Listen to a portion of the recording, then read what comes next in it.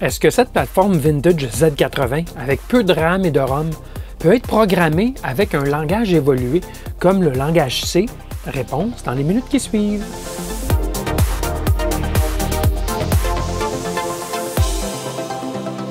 Bidouilleurs, bidouilleuses, salut! Bienvenue à cette 5e vidéo de la série de découverte de la plateforme vintage d'apprentissage de microprocesseurs Zilog Z80, la Pro 83. Comme conclusion à cette série, je vais pousser la programmation de la plateforme un peu plus loin pour rendre le travail un peu plus aisé en la programmant avec un langage évolué du genre C, Pascal ou même Basic. On pourrait croire qu'il existe sur le marché nombre de compilateurs roulant sur un ordi personnel x86 moderne, là, soit en Windows, Linux ou Mac, mais non. Vous allez constater que l'offre est plutôt mince. Qu'on le veuille ou pas, le Z80, c'est un processeur qui était très populaire, mais qui ne l'est plus de nos jours. Il faut aussi garder en tête qu'on n'a que 2 kilooctets de mémoire programme. Et vous allez le constater, en programmation évoluée, la quantité de mémoire requise peut se gonfler très rapidement. Autre chose, on n'utilisera pas un environnement aseptisé comme Arduino IDE. Tout ne fonctionne pas si simplement lorsqu'on utilise un compilateur invoqué par une commande texte. Bon, allons-y maintenant avec la sélection du compilateur que je trouve sur le web. Alors pour trouver un compilateur d'un langage de programmation moderne, j'ai fouillé sur le web bien sûr et j'ai trouvé ce site web ici qui s'appelle la maison du CPU Z80, Home of the Z80 CPU. Et là-dedans, on nous donne toute une série de possibilités pour faire de la programmation en Z80. Et sans surprise, il y a beaucoup d'environnements qui supportent des assembleurs, mais c'est pas ça que je voulais. C'est pas du langage d'assembleur que je voulais faire. C'est du langage de programmation plus complexe, plus moderne, Basic, C, peut-être même Pascal, Fortran, peu importe, là, mais... Alors, sur ce site, il nous donnait quand même beaucoup de suggestions, et comme je vous l'ai mentionné, des langages comme le Pascal, qui roule sur le DOS, c'est pas très inspirant. Le Prolog, je connais pas. The Forth, un des premiers langages qui a été inventé. Et en plus, vous allez voir qu'il y a beaucoup de ces langages qui roulent sur d'autres plateformes. Donc, CPM, qui est un système d'exploitation ancestral, avant même le DOS, ou sur une plateforme TI-85, ça ne nous sert pas. Alors, je suis passé à travers toute cette liste et j'ai ressorti 2 langages de programmation. D'abord, le Z88DK, donc Z88 Development Kit, et le, ici, Small Device C Compiler, le SDCC. Ce sont les 2 vraiment principaux compilateurs, là. Puis dans les 2 cas, c'est du C. Et donc, j'ai dit, bon, je vais y aller en C. Et je me suis lancé avec le Z88DK, qui est un environnement qui roule sur Windows, Linux, Mac. Donc, il y avait un potentiel de ce côté, étant donné que je suis un usager Linux. Alors, le Z88DK est vraiment dirigé vers le Z80 ou le processeur 8080.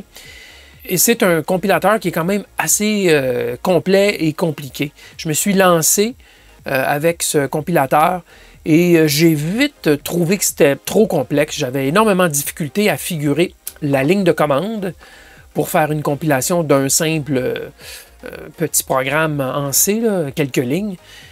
Et donc, j'ai dit, tiens, je vais mettre cet environnement de côté, le Z88DK, et je vais plutôt aller essayer le SDCC, Small Device C Compiler.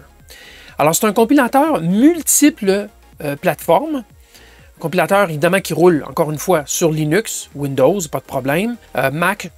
Et ce compilateur, c'est un compilateur qui a été créé d'abord pour la plateforme du 8031, 8051, mais qui a évolué et ils ont ajouté un paquet d'autres processeurs, par exemple HC08, le Zilog Z80, et aussi même le PADOC, qui est un petit microcontrôleur récent, même le 6502, et aussi les PIC 16 et PIC 18 peuvent être utiliser avec ce compilateur. Donc, ça me semblait assez polyvalent. Bien sûr, avec la polyvalence vient beaucoup de complexité. Et bien, je vais vous expliquer tout ça un peu plus en détail, les essais que j'ai faits avec le SDCC. Alors, l'installation de SDCC s'est faite de façon aisée, puisque SDCC était disponible à même la bibliothèque de logiciels qu'offre la série Ubuntu. Donc, une commande et tout était installé. Par contre, c'est une version qui est antérieure à la plus récente. Et c'est la version 3.8, je crois, alors que la version 4.2 existe.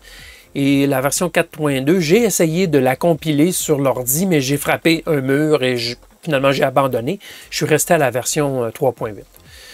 Quoi qu'il en soit, le premier défi avec ce genre de compilateur, c'est de figurer c'est quoi la commande.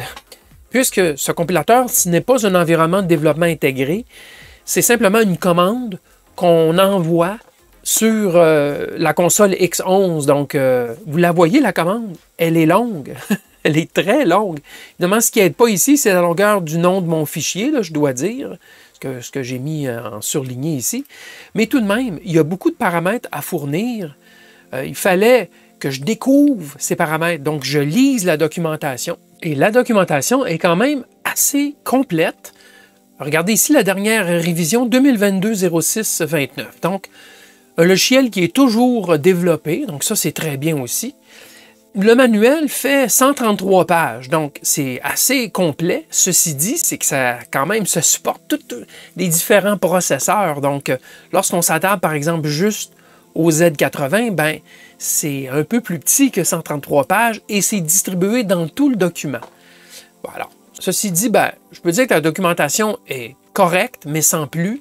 Donc, il y avait beaucoup de découvertes pour moi, ne serait-ce que sur comment lancer l'application, le programme. Alors, on fournit bien sûr que c'est un Z80, le programme source qu'on veut fournir. On doit aussi fournir où va se trouver le code source, à quelle adresse. Donc, c'est l'adresse 0, comme vous savez, sur la plateforme Pro 83. Le ROM se trouve à l'adresse 0. Alors, code location 0000. Ensuite de ça, le RAM il est où? Data location, c'est à l'adresse 1000. C'est où la mémoire vive est située. Il faut dire où se trouve la pile, puisque c'est bien important. Vous vous rappelez, dans la vidéo précédente, vous avez mentionné que lorsqu'on fait un call, donc on appelle une fonction, la pile est utilisée pour sauvegarder la destination finale. Une fois que l'appel de la fonction est terminé, on doit retourner à l'endroit où on était précédemment. Bien, cet endroit, il est sauvegardé dans ce qu'on appelle la pile. Alors, il faut le dire où elle est. Et il faut en fait pointer sur l'adresse la plus élevée de notre mémoire RAM, puisque la pile se remplit en diminuant dans l'espace mémoire. Donc, ça m'a pris un peu de temps à comprendre cela aussi. Donc, ça, il y a une partie là-dedans que c'est ma compréhension qui est un peu déficiente, là. Alors, tout cet effort, quand même, a nécessité là, de l'apprentissage additionnel, moi, de mon côté aussi, là. Bon, ensuite, quoi d'autre comme paramètre? Il faut dire qu'on ne veut pas utiliser un fichier de configuration qu'eux fournissent, SDCC. Il faut dire aussi que je veux la sortie en format Intel X, donc pour que le programmateur MiniPro puisse utiliser la sortie. Et il faut aussi mentionner le type d'optimisation qu'on veut pour le compilateur, pour minimiser l'espace pris par le programme. Et après ça, on fournit le nom du fichier source. Alors, ça, là, c'est quelques heures d'ouvrage juste pour comprendre ça. Il faut se taper la documentation et vraiment, on part à zéro. Et il y a des exemples, mais le Z80, on voit que sur SDCC, ce n'est pas la plateforme qui a été la plus utilisée, disons. Donc, au niveau, là, dans les forums et tout, c'est un peu mince. Alors, une fois qu'on a trouvé ces informations, bien sûr, bien là, la commande fonctionne. Bon, j'obtenais des avertissements, pas des erreurs, des avertissements. Je vous expliquerai tout ça dans quelques secondes. Alors, allons voir le code source du premier exercice que j'ai fait. Alors, c'est ce code source, le fameux basculement de la broche B0. C'est un des premiers exercices que j'ai fait, que j'ai simplement transféré sur la plateforme SDCC en code C, donc l'équivalent en C, faire basculer la broche B0. Et comme ça, j'ai pu voir si ça compilait ou pas et si ça fonctionnait sur la plateforme, la bonne vieille plateforme Pro 83 que j'ai ici, justement. Donc, ça a été le premier exercice. Faisons basculer la broche B0 tout simplement. Alors, le code source que vous voyez ici, ben, son équivalent en langage C, ben, le voici. C'est pas gros. Il y a certains détails qui sont très importants. Entre autres, il faut définir les registres d'entrée-sortie, les registres spéciaux. Par exemple, pour parler à la puce PIO, pour contrôler le fameux port B, ben, ça ne se fait pas simplement en disant, en tapant PIO, la librairie n'est pas suffisamment riche pour que ces choses soient déjà définies d'avance. Alors, il a fallu que je définisse ces registres spéciaux, ce qu'on appelle là, dans le langage courant, entre autres pour le microcontrôleur PIC, les Special Function Registers, les registres à fonction spécialisée. Il faut les définir, ces registres, avec une étiquette et leur endroit en mémoire. On avait 41 et 43 hexadécimales pour le port de données et le port de contrôle, pour le port B. Alors, je dois le dire ça au compilateur, que lorsque je parlerai de PIO, BD, c'est registre spécial, donc pas le bus d'adresse régulier, mais bien le bus d'entrée-sortie. Il faut les définir à l'adresse 41 et 43. Bon, alors, quelles sont les choses que je dois faire en C? Bien sûr, je dois créer une fonction principale, donc une seule fonction qui s'appelle la fonction main. Normalement, ça indique où est le début du programme, la fonction main pour le compilateur. Vous allez voir, prochain exercice, ça m'a causé ça aussi des problèmes. Alors, bien sûr, je configure le port PIO-B au niveau contrôle avec 0F. Je faisais ça précédemment. Alors ça, c'est bien sûr une seule instruction en C. Donc, j'associe 0F au port PIO-BC et on s'attend donc à ce que le transfert se fasse sur le port PIO-B, donc contrôle. Ensuite, j'ai fait simplement une petite boucle. La boucle de basculement, elle est ici. C'est une boucle sans fin, donc une while 1, donc qui va toujours tourner.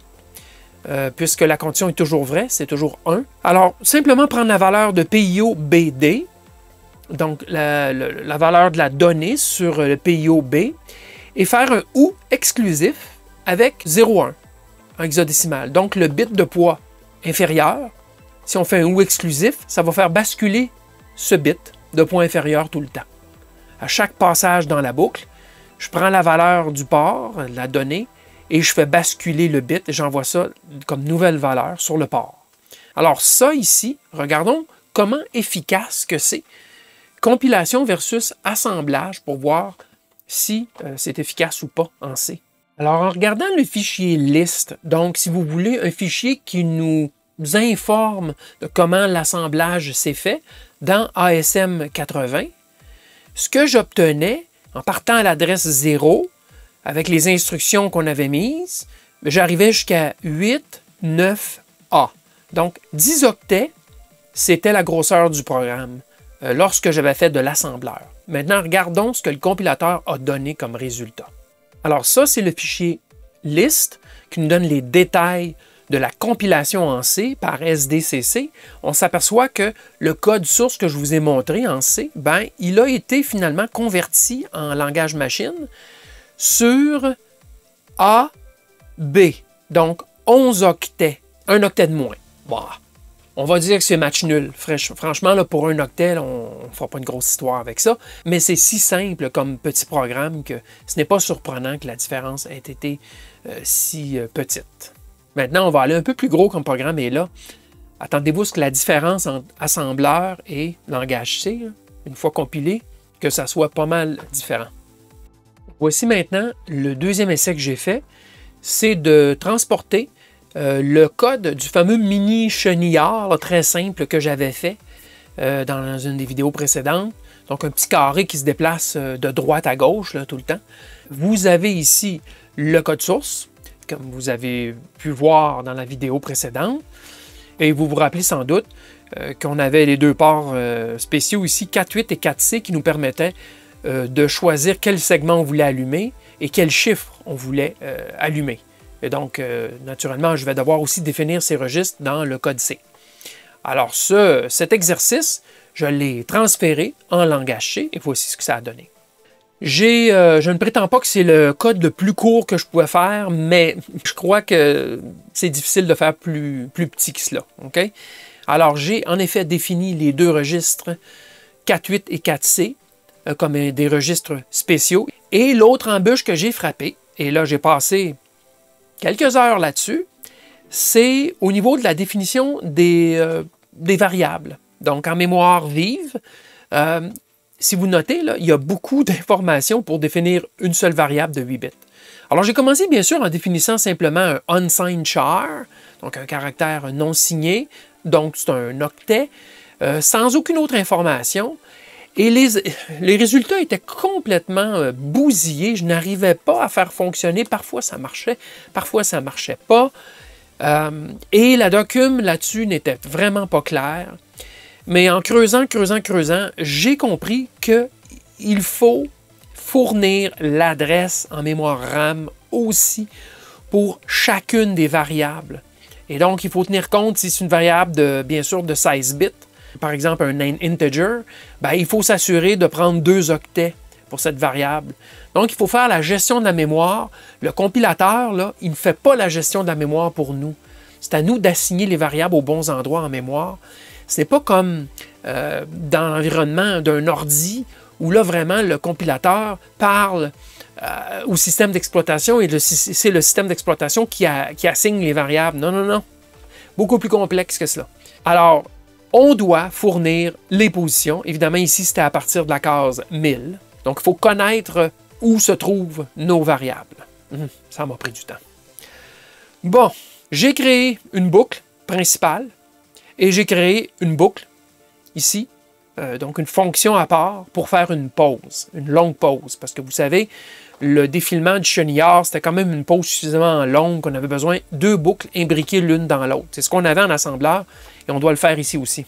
Alors voilà, un autre défi que j'ai frappé, c'est que la fonction main doit être absolument la première qui se présente dans notre code source. On ne mettra pas les autres fonctions qui sont appelées par la fonction main avant. C'est ce qu'on fait habituellement, là. Mais ici, avec ce compilateur, il ne fonctionne pas bien parce qu'il va assigner l'adresse 0 en ROM à la fonction et non pas à la fonction main. On veut que ça soit la fonction main qui soit la première fonction qui est exécutée. Ben, croyez-le ou non, si vous mettez la fonction pause au-dessus dans le code source, avant la fonction main, c'est la fonction pause qui reçoit l'adresse 00. Et là, ça veut dire que notre Z80 se met à exécuter la fonction pause. Et résultat, là, pouf! Alors, ça m'a pris du temps pour comprendre cela.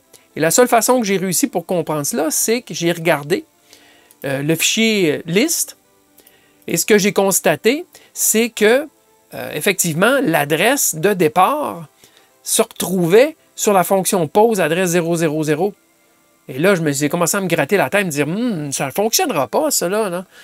Alors, à la longue, j'ai fini par comprendre qu'il fallait que j'inverse, simplement, que je mette la fonction main en premier, fonction pause par la suite. Le compilateur nous donne un avertissement, warning, mais il est capable de gérer cela quand même. Il n'y a pas de problème. Il voit bien que la fonction est placée après et il l'intègre dans le code source. Il n'y a pas de problème là-dessus, c'est juste qu'il donne un avertissement. Alors ça, j'ai passé du temps là-dessus aussi, finalement, pour comprendre cela. Alors la fonction main est assez simple, ça tourne en rond, bien sûr. Cette fonction, elle déplace un 1, donc c'est toutes des zéros sauf un 1, puisque je mets une valeur de 1. Donc le bit de point inférieur est à 1, les autres sont à 0 dans la bit position. Et je fais déplacer, en multipliant par 2, ce mot, ce qui fait déplacer le 1, tout simplement, d'une position à l'autre. Alors, je fais cela jusqu'à temps que les 8 bits soient couverts. Donc, de droite à gauche, le petit carré va se déplacer avec ce fameux mot de 8 de bit position. Et ensuite, bien sûr, je charge le segment, le sélecteur de segment. Donc, je veux le petit carré, donc je dois mettre DC dans le registre spécial sélecteur de segment. Et ensuite, utiliser le mot bitpos, mais je l'inverse, puisque c'était une logique inverse. Il fallait mettre un 0 à l'endroit où on voulait le chiffre allumé. Donc, je fais le complément de, avec le tilde, et je rentre ça, bien sûr, dans Shift Select.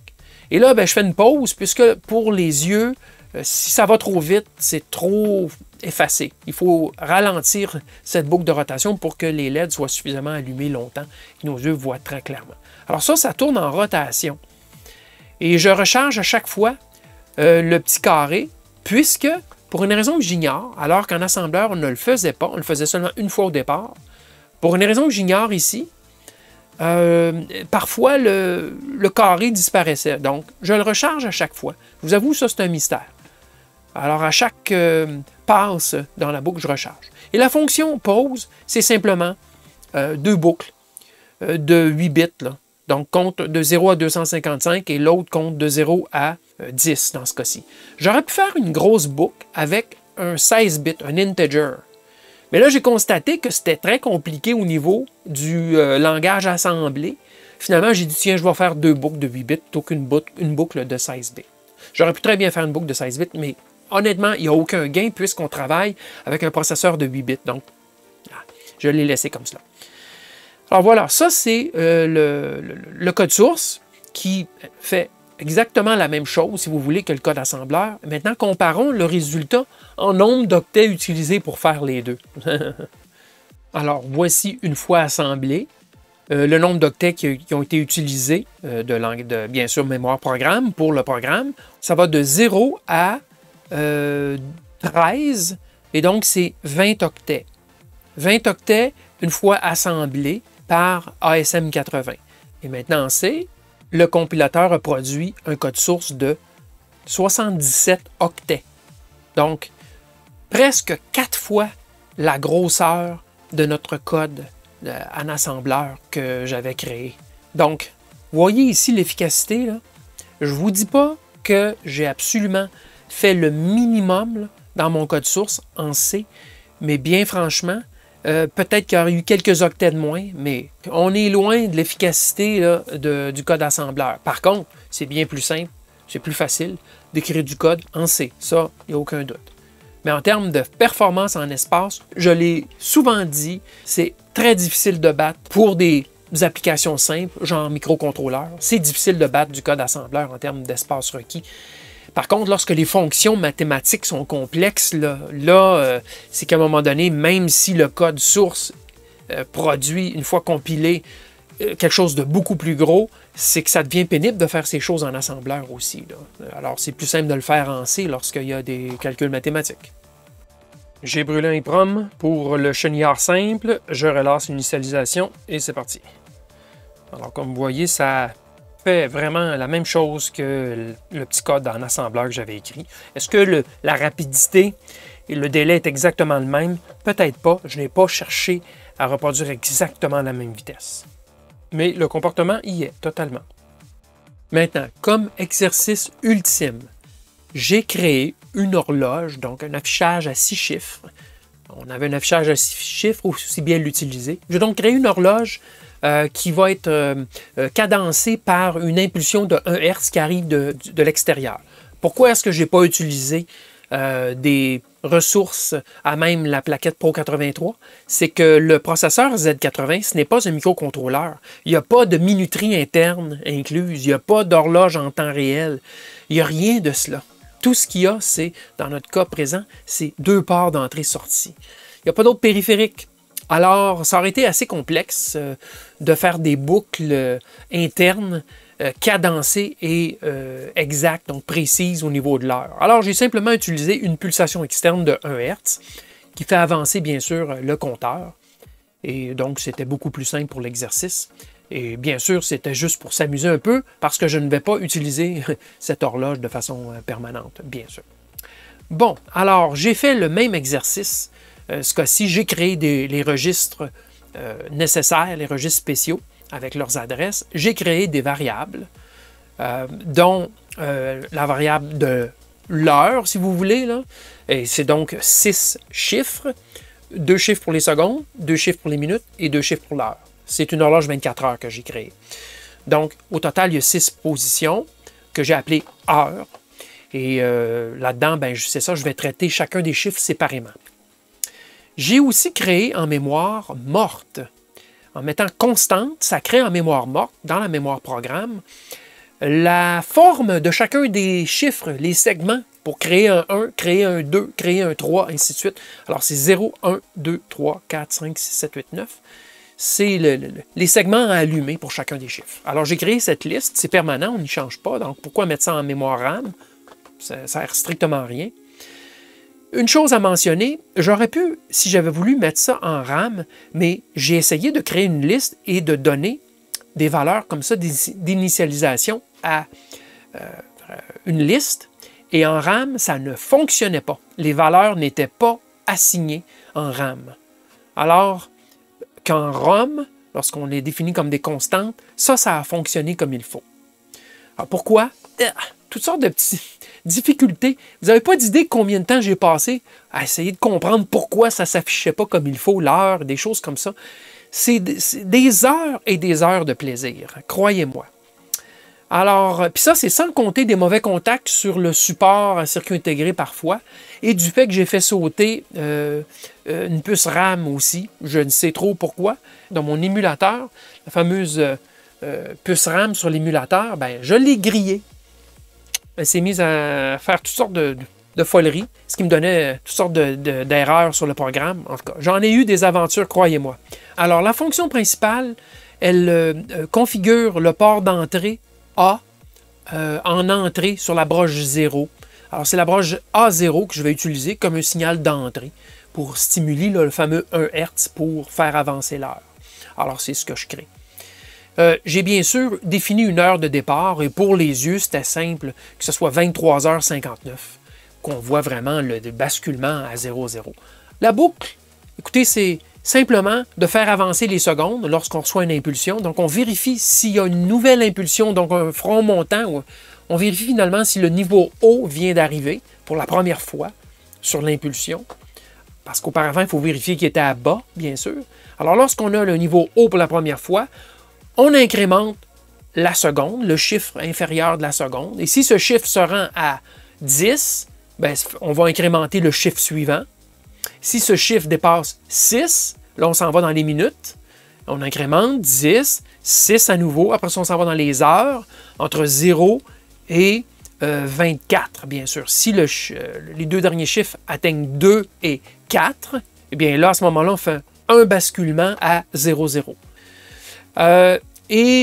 Sinon, ben, on s'assure lorsqu'on détecte un niveau bas, ben, il faut remettre le détecteur de statut niveau haut, il faut le remettre à 0 pour que la prochaine fois que le niveau va arriver à haut pour la première fois, on va dire « Ah, c'est nouveau, on incrémente d'une seconde. » Alors, c'est ce que je fais ici.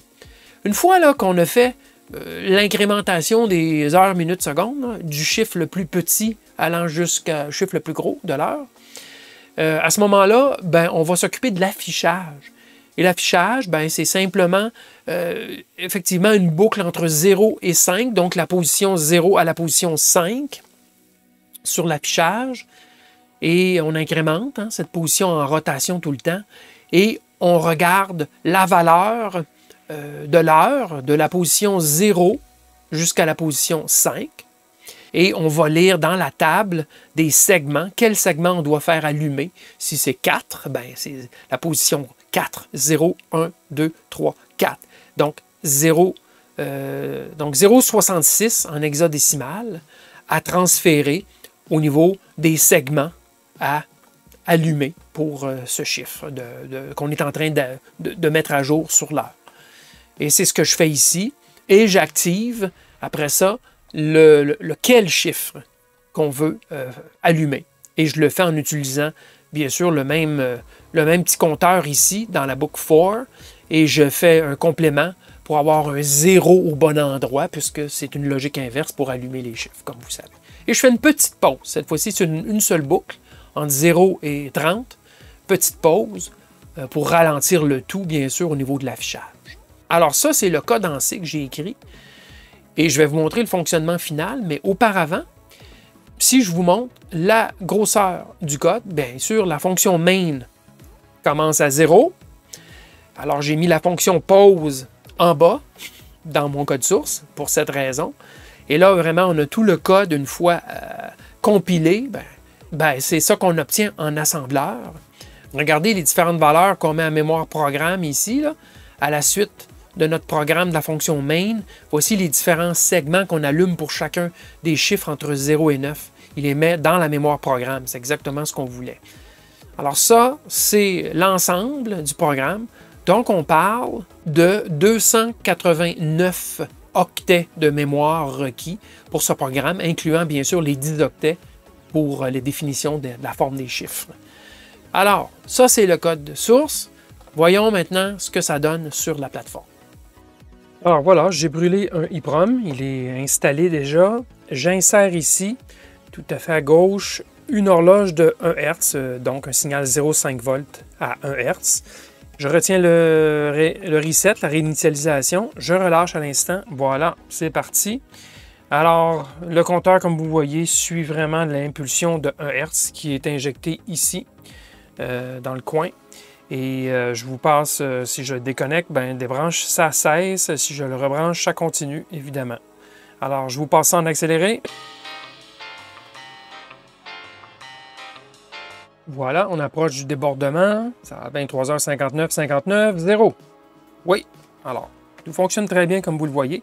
Horloge fiable avec une impulsion externe de 1 Hz. Ça pourrait venir d'un petit oscillateur à quartz, un petit boîtier métallique à 4 broches. Ça existe, hein? Ce n'est pas rare, des boîtiers de 1 Hz là, comme ça, qu'on pourrait facilement utiliser dans le circuit pour fournir la cadence. Mais sinon, peut-être un oscillateur à fréquence plus rapide avec des diviseurs faits de puces TTL. Ça peut se faire aussi. Pour me faire souffrir encore plus, j'ai essayé le fonctionnement de pointeur en C et ça semblait bien aller. Mais je n'ai pas tenté de générer et de traiter des interruptions. J'y ai déjà mis plusieurs dizaines d'heures pour en arriver à ce que vous avez vu aujourd'hui. En partie, bien sûr, à cause de mon inexpérience avec le Z80 et en partie à cause du compilateur SDCC qui est franchement élémentaire. Et le Z88 DK n'aurait pas été mieux. Et je vous avoue candidement que j'en ai plein mon casque, comme on dit ici au Québec.